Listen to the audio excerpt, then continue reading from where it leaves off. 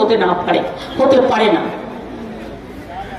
যদি কেউ মারা যায় তার বাচ্চাটা মায়ের দুধ পাবে কোত্থেকে? সেই জন্য আমরা একটা মধুর স্নেহ মিল্ক ব্যাংক তৈরি করেছি। যে মায়েরা উদ্যোগী হয়ে নিজে দেবে সেইটা রেখে দিয়ে আমরা ঠান্ডায় কত সেলসিয়াসে রাখতে হয়, আর যে বাচ্চাদের প্রয়োজন তাদের সেটা খাওয়ানো হয়।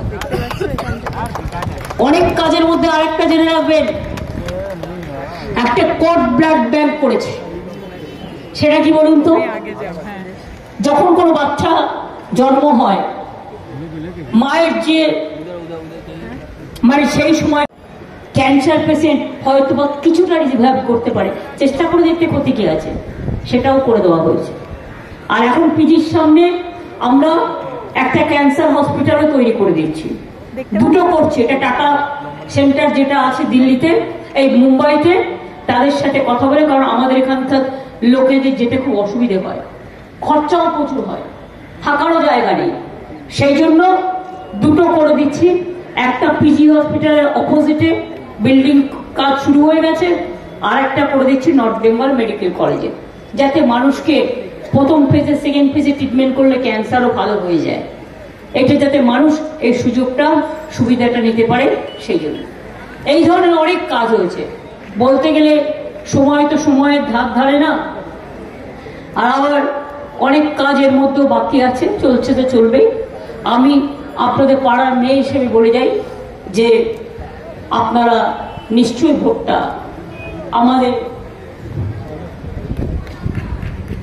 আমাদের মালাও এখানে থাকে, কালীঘাটেই থাকে। মালাও দীর্ঘদিন আমাদের সাথে রাজনীতি করেছে, এবং মালা রায়কে 3 নম্বর চিহ্নে জোড়া ফুলে ভোট দেওয়ার জন্য আবেদন জানাবো। 1, 2, 3 নাম্বারটা হচ্ছে 3, বিজেপিকে বিদায় দিন। নাম্বারটা হচ্ছে 3, সিপিএমকে বিদায় দিন। নাম্বারটা হচ্ছে 3, জোড়া ফুলকে ভোট দিন। নাম্বারটা হচ্ছে 3, মোদিজিকে হাঁটিয়ে দিন, দেশটাকে শান্তি দিন। আমি বলবো দুটো কথা শুধু, দেশে যা অবস্থা, রোজ মিথ্যে কথা, এত মিথ্যে কথা একটা প্রধানমন্ত্রী বলতে পারে আমি বিশ্বাস করি না। আজকেও কাকদ্বীপে গিয়ে বলেছে আমরা নাকি পার বাঁধাতে দিচ্ছি না, ওনারা যে টাকা দিয়েছিল টিএমসি নাকি খেয়ে নিয়েছে। আমি বলি টিএমসি এত ছ্যাঁচড়া নয় তোমাদের মতো, তোমরা সব খেয়ে নাও, তোমরা পারলে তো নিজেকেও খেয়ে নাও। দেশটাকে বিক্রি করে দিয়েছ, লজ্জা করে না? 1 পয়সা দেয়নি, 5,500 কোটি টাকা আমরা খরচ করেছি, লুটের মাল ভেবেছি। 100 দিনের কাজের টাকা গরিব লোকগুলো যারা রিক্সাওয়ালা চালায়, কত কত কষ্ট করে তারা, যারা 100 দিনের কাজ মাথায় নিয়ে চালায় তারা কত কষ্ট করে, তাদের টাকাটা পুরো বন্ধ করে দিয়েছে। এই গাড়িগুলো যাতায়াত করতে দিয়ে দিন, একটা রাস্তা একটু ছেড়ে দিন, একটা গাড়ি যাতায়াতের ব্যবস্থা করে দিন, যাতে গাড়ি পথ চলতি মানুষের অসুবিধে না হয়। আমি আপনাদের আবার বলি, ভাই কি মিথ্যেবাদী লোক ভাই। আজকে আবার বাড়ি ঘুরে গেলাম, কাল যেখানে মিটিং করেছি সেখানে গিয়ে উত্তর দিয়ে দাও। প্রতিদিন সংবাদপত্রে আমার নামে যা তা বলে বিজ্ঞাপন দিয়েছে, সুপ্রিম কোর্ট বলেছে আর কথা বলবে না, সব অসাংবিধানিক কাজ করেছে, এই বিজ্ঞাপন তুমি দিতে পারো না। আর আমি ছেড়ে কথা বলবো না, আমি ওদের বিরুদ্ধে আমিও ডিফামেশন কেস করব। যত 1000 কোটি টাকা লাগে আমি মনে করি ওই টাকাটা পেলেই আমি একবারে জনগণকে দিয়ে দেবো। আমার দরকার নেই কোর্টের রায়ে যদি আমি জিতি, আমি কি করবো নি, যা আছে তাতে চলে যাবে। 20 বছর ধরে ভাতও খাই না, রুটিও খাই না। আগে দুটো মুড়ি খেতাম, সেটাও হয় না। দিনে হয়তো একবার বড় জোর খাওয়া হয়, আর রাত্রে বড় জোর কিছু একটা লাইট খাওয়া হয়। এর জন্য অত কিছু দরকার কি? যা বই লিখি, যা রয়্যালটি পাই, তাতেই আমার অনেকটা হয়ে যায়। আমার এসবের প্রয়োজন নেই, আর আমি চাইও না।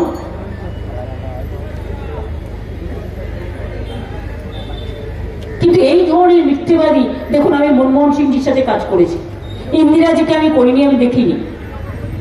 রাজীবজির সাথে কাজ করেছি, গুজরালজির সাথে কাজ করেছি, দেবগৌড়াকে দেখেছি প্রধানমন্ত্রী, মনমোহন সিং এর সাথে কাজ করেছি, অটলজির সাথে 1 বছর কাজ করেছি। কিন্তু এইরকম মিথ্যাবাদী প্রাইম মিনিস্টার রেকর্ড, বাপ রে বাপ।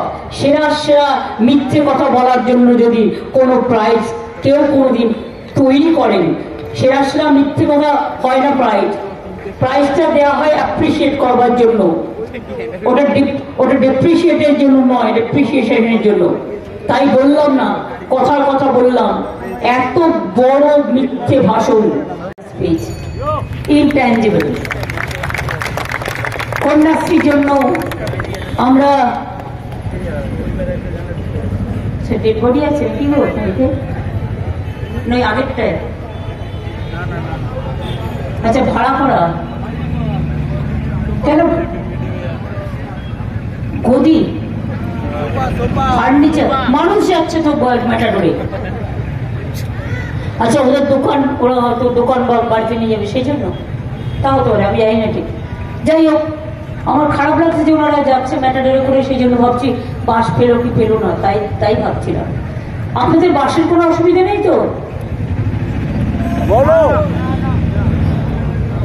ঠিক আছে না, দেখো মানুষ তো অনেক সব বিপদে পড়তেই পারে না, তখন আমাদের দরকার তাদের সাহায্য করা। আমি একটু বলে আপনাদের সকলকে প্রণাম, আপনাদের সকলকে সত শ্রী আকাল, আপনাদের সকলকে সালাম, আপনাদের সকলকে জয় জোহার, আপনাদের সকলকে অভিনন্দন, আপনাদের সকলকে দণ্ডবত, আপনাদের সকলকে যত শুভনন্দন আছে সব শুভনন্দন জানাই।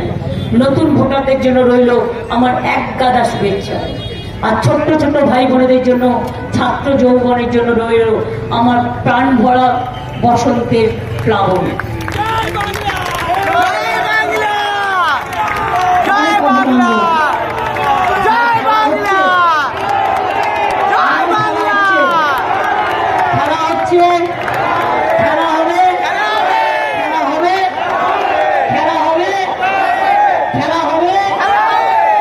বিজেপি হটাও, বিজেপি হটাও, বিজেপি হটাও। ভালো থাকবেন, জয় হিন্দ, বন্দে মাতরম।